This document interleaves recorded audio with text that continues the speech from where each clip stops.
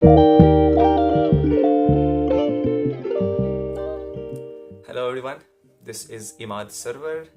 Currently, I am a fourth year BTech student from GL Bajaj Greater Noida. Currently, I have gotten offers from LTI Mindtree, Indus Valley Partners, and Innovacer. In this video, I will be talking about the interview experience and the entire hiring process of Capgemini. Unfortunately, I did not get an offer from this company, but I have a lot to share, and I think I can add a lot of value to you guys or the people who are appearing for this company in future. So we are going to separate this video in two sections. First section is going to be about the basic hiring process. I will not go deep into it, just a small light as to what the basic hiring process is. And then we are going to move towards my personal interview experience. In addition to that, I will have a general interview experience of all the other students from my college. So I will give some basic guidance as to what to do while you are preparing for Capgemini. And then a final section of the video, like less than 2 minutes, I will be talking about, is Capgemini really worth it and what goes into cracking Capgemini. So let's get this started. And yeah, before we start this video, I would love if you seek any value and if you think that I'm helping you in any way, shape or form, please do considering subscribing to this channel. It helps to my motivation and helps in the growth of this channel. So yeah, let's get this video started.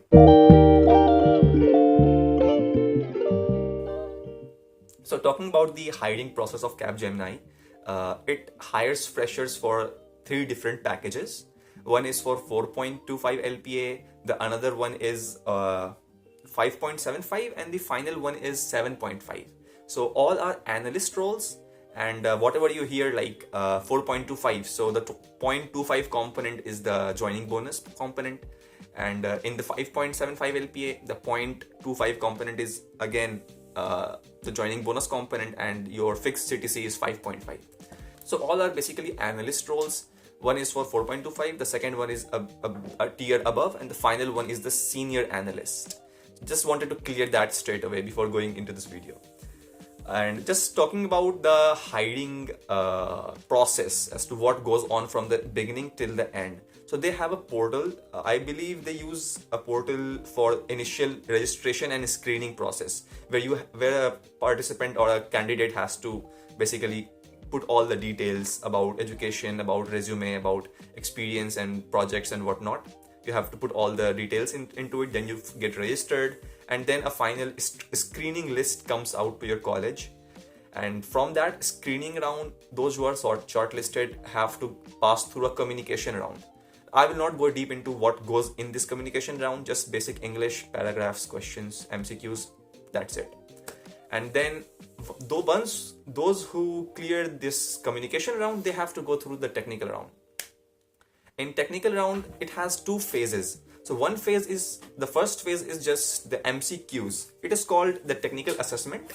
And in these MCQs, there are questions from OOPS, there are questions from networking, there are questions from cybersecurity, a little bit of system design as well, and basics of and some basic level pseudocodes and whatnot. As far as I can remember, it was about 40 questions, and they have a set limit. If you score above that, then you get shortlisted for the next round.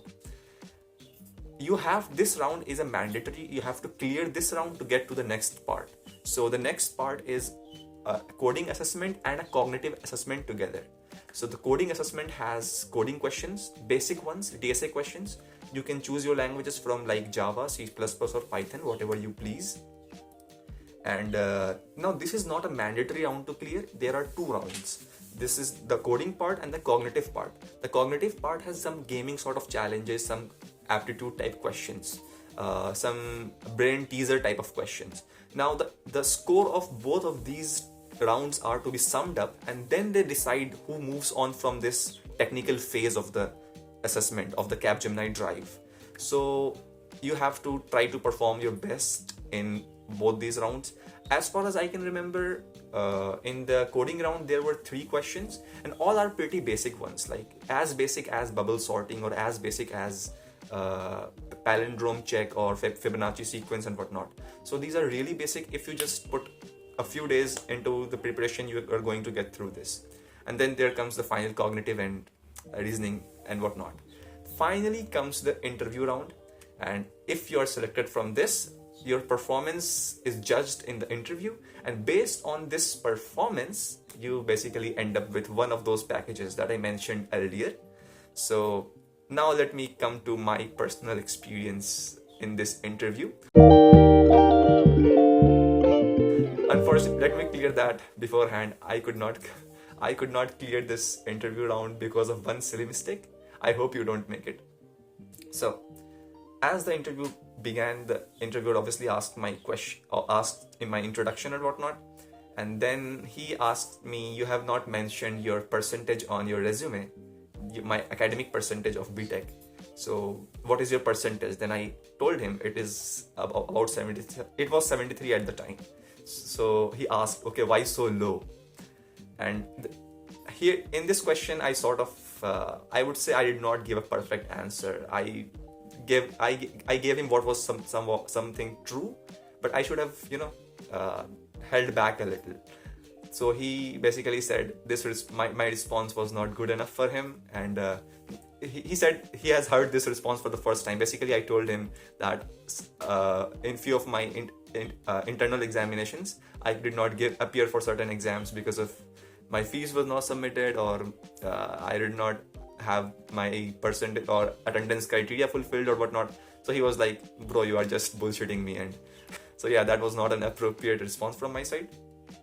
Talking about other questions, he asked me about SQL. So he primarily focused on primary key, secondary key, candidate keys, and he asked me one more key. I have never heard of that in SQL. I don't know what that key was. Then he asked me to explain my project. I think I did a good job in explaining my project because I've built them myself, and I have not copied it from anywhere. So that was it. Then he asked me to type out the code for bubble sort. Now this is where I totally messed up, because I was answering all the questions related to tech, whatever he asked. This is where I messed up, because he asked me to write the code for bubble sort. Now, given I have solved over 300-400 problems in LeetCode and all the other platforms combined on DSA, I was not expecting a question to be this easy. Hence, I did not prepare those sorting. I knew what sorting is and how it is done and whatnot, but I did not know which one was bubble sort. It is the easiest one. I know you're going to think like that was a foolish mistake. I know it is the easiest one, but I could not have asked him this in the interview. Okay, which one is bubble sort, right? I had in my head merge sort, insertion sort, selection sort, bubble sort. I just did not know which algorithm was for bubble sort. I missed that part completely. Then there were questions about OOPS, basic fundamentals like polymorphism, abstraction, encapsulation, inheritance, and some questions about friend function, and as far as I can remember, getter and setter methods, these things. Finally, the interview was wrapped up, and I had an intuition that I will not be moving forward because I did not answer bubble sort.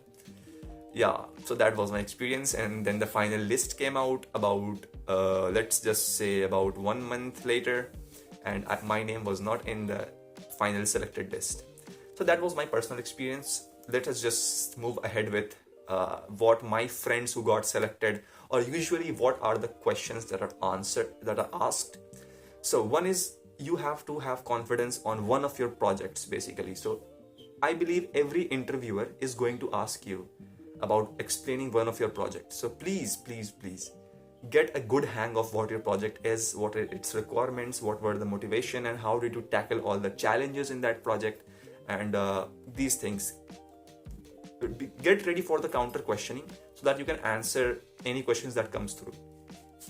One project is, I believe, sufficient. Other than that, you have to have a good idea of SQL query. You have to understand database management systems, write SQL queries. Usually the interviewers from Capgemini, they do not ask high-level queries or the complex ones. They are going to stick with use the keywords like where and having and order by, these things, and maybe join questions here and there, but not more than that. I believe if you just put 5-7 days into this, you are going to master this thing.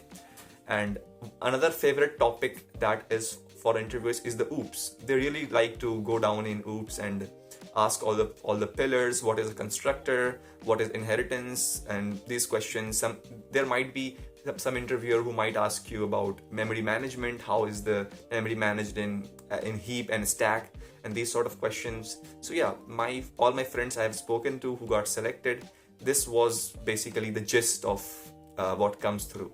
And yeah, one pro tip: if you have properly done development, if you are really deep into it, please do not try to be the smart guy and talk about different concepts of lazy loading and authentication and session management and cookies management, because the interviewer sitting in front of you has done this for 10 or more years. He's going to basically roast you in a subtle manner.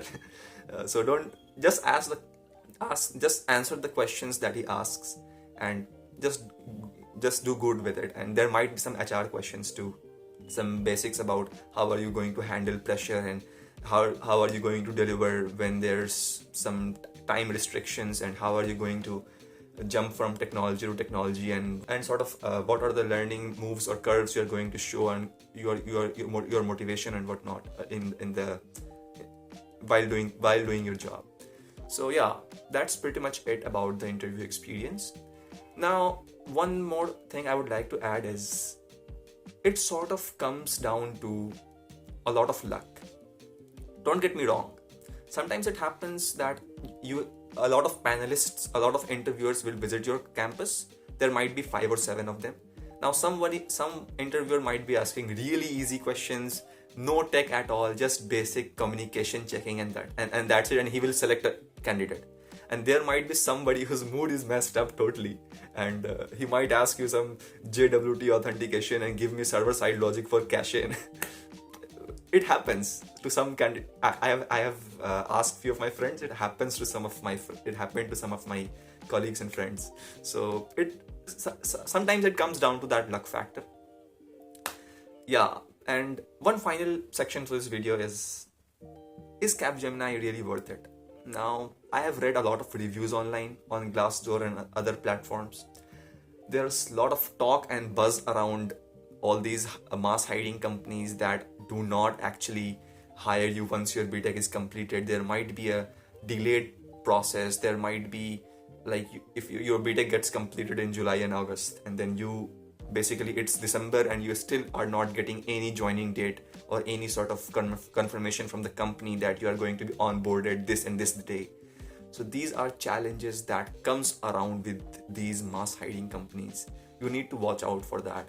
Grabbing one offer from these companies is not sufficient. Once you are done with it, it's good to have an offer at the hand, because it's going to be a full-time offer. It is not an internship.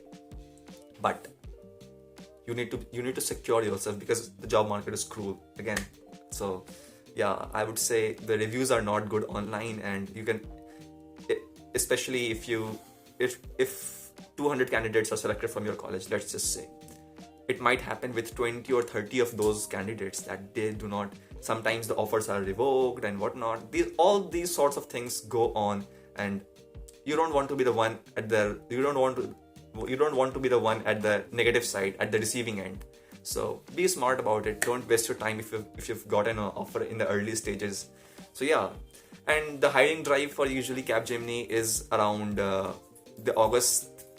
around the September to November period. That is what typically I have seen or heard from the nearby colleges. So yeah, that was it for this video. And guys, if you want me to make another video about my college placements reviews, because I believe there were some questions in the previous video, so I would love to do that. Or if you want me to continue with this series of company reviews about interview experience and whatnot, I will do that as well. I hope you enjoyed this video, and I will see you later in the next video. Thanks, have a great day.